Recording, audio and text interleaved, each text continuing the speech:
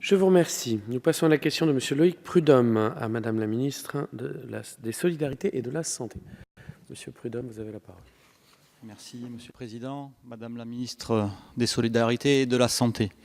Le groupement de coopération sanitaire nommé BAIA prévoit la disparition en 2021 de l'hôpital militaire Robert Picqué dans le cadre d'une fusion avec la maison de santé protestante Bagatelle située à Talence. Depuis plus de 3 ans, ce projet opaque suscite des inquiétudes légitimes de la part des personnels, mais également des usagers. Vos services de l'Agence régionale de santé, le ministère des Armées et la maison de santé protestante sont restés sourds aux appels à la concertation comme à la demande de communication de l'accord du 6 décembre 2016 concernant ce groupement de coopération sanitaire. De nombreuses incertitudes techniques demeurent sur l'aménagement, sur une surface de 7 hectares, contre les 33 hectares occupés actuellement. Il n'est pas exclu que les projections virtuelles se fracassent sur la réalité du terrain en cours de réalisation du projet et obligent à revoir à la baisse les capacités indispensables à l'accueil de la population concernée. Aujourd'hui, l'hôpital accueille plus de 80% de patients civils dans un bassin de population de plus de 180 000 habitants, alors que l'État s'apprête à injecter pas moins de 30 millions d'euros dans cette fusion vers une structure privée. Des alternatives susceptibles de satisfaire au mieux l'intérêt général semblent ne pas avoir été suffisamment considérées. Mieux encore, des arguments fallacieux sur le caractère obsolète des bâtiments de l'hôpital Robert Picqué ont été avancés pour justifier ce choix.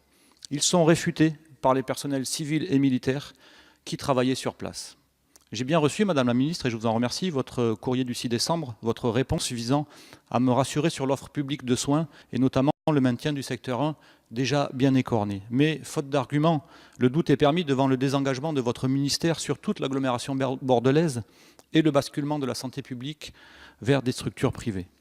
Alors, si ce projet BAIA et cette fusion, si ce projet est si merveilleux, pourquoi refuser de mettre à disposition des habitants et des élus le contenu de cet accord, malgré les nombreuses demandes et le récent avis positif de la Commission d'accès aux documents administratifs? Alors, Madame la Ministre, je vous demande formellement la communication par l'ARS de ce document et un moratoire sur ce projet. Oui ou non, donnerez-vous l'ordre que l'avis de la CADA soit recté? Je vous remercie. Je vous remercie. Madame la ministre, vous avez la parole. Monsieur le Président, Monsieur le député Prudhomme, comme vous le savez, le projet de groupement de coopération sanitaire BAIA est issu de la coopération civilo-militaire de la Maison de santé protestante de Bagatelle, un établissement privé non lucratif, et de l'hôpital d'instruction des armées Robert Picqué. Il vise à localiser la totalité des activités sur le site de la Maison de santé protestante de Bagatelle. Le projet d'investissement pour agrandir les locaux de cette maison de santé protestante présente des avantages conséquents en termes de fonctionnalité et d'évolutivité future par rapport aux besoins de la population. Ce projet est équilibré, fondé sur un projet médical commun et une gouvernance partagée et paritaire entre les deux parties, entre les deux établissements. Le rapprochement de ces établissements se justifie par leur proximité géographique, la concordance des bassins d'attractivité, la complémentarité de leurs activités médicales et la nécessité d'améliorer l'efficience de l'offre de soins dans un contexte de contraintes financières et pour répondre aux besoins de la population concernée. Il répond donc à l'objectif de pérenniser une offre de soins complète et de haut niveau sur ce territoire. Il favorise le développement d'un parcours de soins coordonné avec les autres acteurs locaux. Ce rapprochement a pour objectif partagé de garantir pour la population du territoire un accès aux soins sans dépassement d'honoraires.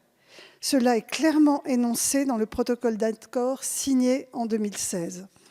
Enfin, je tiens à souligner que ce projet fait l'objet d'une validation complète de la part du ministère des Armées, ainsi que du soutien des services locaux du ministère des Solidarités et de la Santé. Comme vous pouvez le constater, monsieur le député, ce sujet est suivi de très près en interministérialité pour répondre aux besoins de la population. Je vous remercie. Je vous remercie, Madame la ministre. Monsieur Prudhomme. Merci, Monsieur le Président. Madame la ministre, je prends note de votre réponse qui ne me surprend pas. Vous ne répondez pas d'abord sur ce protocole d'accord que vous citez et qui n'est pas communiqué, puisqu'il semble en tout cas valider ce que vous garantissez, l'offre de secteur 1. Et aujourd'hui, n'ayant pas connaissance de ce protocole, rien ne permet de le croire et en tout cas de s'en assurer de la pérennité. Et c'est bien là que le bas blesse. Quant à l'évolutivité que vous prêtez, dont vous qualifiez ce projet, il rentre au chausse-pied sur 7 hectares de terrain et on ne sait même pas si ça va rentrer tant c'est contraint. Alors que nous avions en face un projet qui pouvait rentrer sur une surface au moins 4 fois plus grande.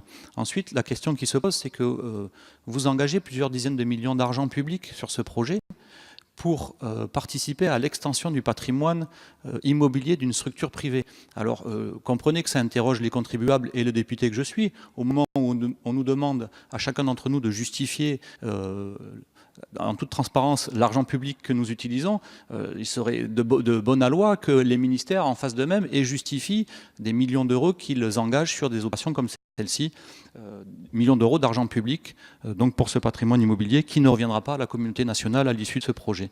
Donc voilà, et pour terminer, je note que l'offre de soins sur la métropole bordelaise est défaillante, en plus de s'appuyer sur de nombreuses structures privées lucratives. Il y a en ce moment des grèves partout, dans les structures privées comme publiques, et vous ne pouvez pas ne pas en tenir compte dans la manière de gérer et d'organiser l'offre de soins sur l'agglomération. Je vous remercie.